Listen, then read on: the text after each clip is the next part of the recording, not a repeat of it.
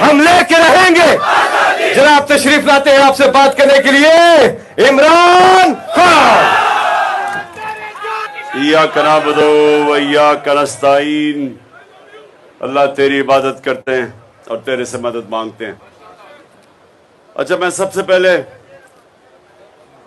तो मुदस्सर फिर से आपके इंतजामात का मैं आपको खराज तहसीन पेश करता हूं। जबरदस्त आज आपके इंतजाम है। अब मुझे बताएं किधर किधर से हैं, पहले मुझे बताएं। लाहौर, माशाअल्लाह।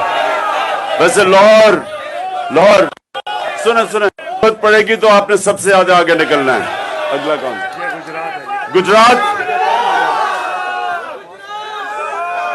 गुजरात के जब आप यूरोप जाएं तो सबसे ज्यादा गुजरात के लोग यूरोप में मिलते हैं। बड़े तेज लोग हैं माशाल्लाह।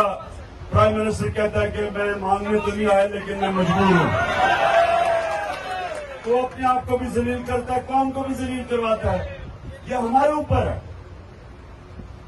ये आपके ऊपर है। नौजवानों, मेरे कारकुनों, ये आपके ऊपर है कि आप इस कौम को भी और अपने आप को उठा सकते हैं और तबाह भी कर सकते हैं। मेरी जो अल्लाह से 4 दुआएं हैं वो चार दुआ कर रही आपने। सबसे पहले कि अल्लाह, हाथ उठाओ, अल्लाह पाकिस्तान को हकीकी तौर पे आजाद कर। दूसरी